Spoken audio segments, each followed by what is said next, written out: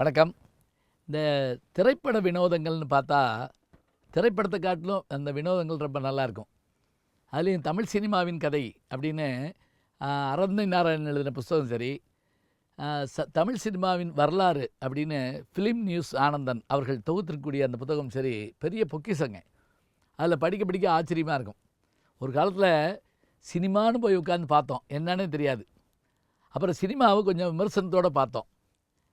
இப்போ எப்படி இதுங்களா, இப்போ எல்லாருமே விமர்சகர்கள் தான். அதனால் சினிமா எடுக்கிறவங்க ரொம்ப பயந்துகிட்டே எடுக்கிறாங்க. முன்னெல்லாம் எப்படி இருந்தது அப்படின்னா, சினிமாவை எல்லோரும் பார்த்துக்கிட்டே இருப்பாங்க, சில பேர் மட்டும் அதில் குற்றம் கண்டுபிடிப்பாங்களாம்.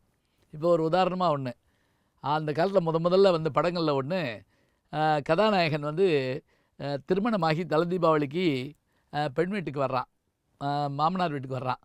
உடனே என்ன நடக்கும், உடனே ஒரு 2 பேர் பாட்டு பாடுவாங்க. தலை தீபாவளி நாளைக்கு விடிஞ்சா, அன்றைக்கி இரவு 2 பேரும் பாட்டு பாடுறாங்க. நிலா வெளிச்சத்தில் அப்படியே பிரமாதமாக 2 பேரும் பாட்டு ஆடுறாங்க. அந்த படம் பிரமாதமாக ஓடிருக்கு. அப்போ அந்த டைரக்டரு மனைவிட்ட போய் சொன்னாராம், இந்த படம் பெரிய வெற்றி பாரு, என்ன அழகாக இருக்குது, எல்லோரும் பாராட்டுறாங்கன்னு.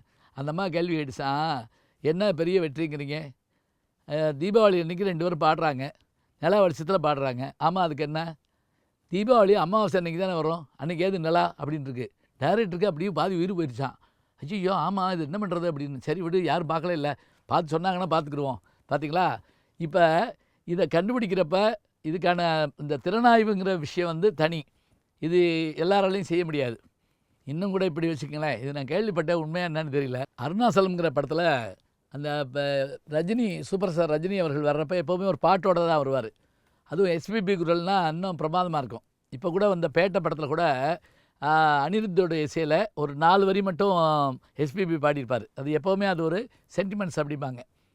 இப்போ இந்த அருணாசலம் படத்தில் அவர் என்ன சொன்னாராம், ரவிக்குமார், KS ரவிக்குமார்கிட்ட, அதில் நிறைய லிங்கங்கள் இருக்கிற மாதிரி இருந்து நான் பாடினா நல்லாயிருக்கும் அப்படின்னு சொன்னாராம். ஒரே நேரத்தில் ஒரு 100-200 லிங்கங்கள் இருக்க மாதிரி இருக்கணும் அப்படின்னு சொன்னாராம். இது அங்கே இந்த ஹெலபேடு அந்த இடத்துல எடுத்த படம், இது இந்த கர்நாடகாவில் இருக்கக்கூடிய அந்த இதில் எடுத்தது. 200 லிங்கத்துக்கு எங்கே போகிறது அப்படின்ட்டு யோசித்து பார்த்துட்டு ஆர்ட் டைரக்டர் கூப்பிட்டு சொன்னாராம், எப்படியோ தெரியாது 200 லிங்கம் வேணும் அப்படின்ட்டாங்களாம். உடனே அவர் என்ன பண்ணியிருக்காரு, டக்குன்னு ஐடியா பண்ணி நிறைய அண்டாக்கள் இருக்கு இல்லையா, நம்ம அந்த தண்ணி ஊற்றி வைப்போம் பாருங்க, அந்த அண்டாக்கள், அதை வாங்கி அதுக்கு பூரா கருப்பு பெயிண்ட் அடித்து மேலே விபூதி மாதிரி பூசி அப்படி இப்படி வச்சுட்டாங்களாம். வச்சு சைடில் இது பண்ணி விட்ட உடனே பார்த்த உடனே லிங்கம் மாதிரி தெரிஞ்சிருக்கு.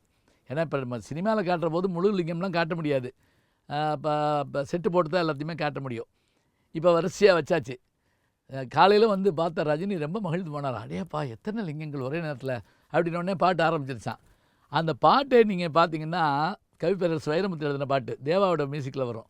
அதாண்டா இதாண்டா அருணாசலம் நான் தாண்டா அப்படின்னு அந்த பாட்டு வரும். இது நல்லா கவனித்து பார்த்தீங்கன்னா அது அண்டா இது அண்டா அப்படிங்கிற மாதிரி தோணும் நமக்கு. இந்த விஷயம் தெரிஞ்சால் நம்ம அதை பார்க்கலாம். இது உண்மையாக பொய்யான்னு நமக்கு தெரில. ஏன்னா இப்போ நம்ம பல விஷயங்களை சொல்கிற போது உடனே 2 ஆள் இதுக்கு என்ன ஆதாரம் அப்படிம்பாங்க. இது இந்த செட்டில் நடந்ததாக ஒருத்தர் எனக்கு சொன்னார்.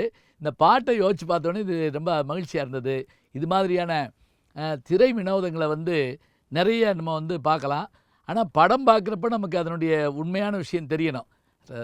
அப்படியே உள்ளே போயிட்டோம்னா பிரச்சனை இல்லை. ஆனால் படத்தை கொஞ்சம் திறனாய்வுகிற முறையில் யோசித்து பார்த்தோம்னா இது எப்படி நடந்தது அப்படின்னு நம்ம யோசிப்போம். இது மாதிரியான திரை வினோதங்கள் படித்தது, பார்த்தது, கேட்டது, ஏன் யாராவது சொன்னது, இதெல்லாம் கூட நான் உங்களுக்கு சொல்கிறேன். தொடர்ந்து நம்ம இணைந்திருப்போம். திரை வினோதங்கள்.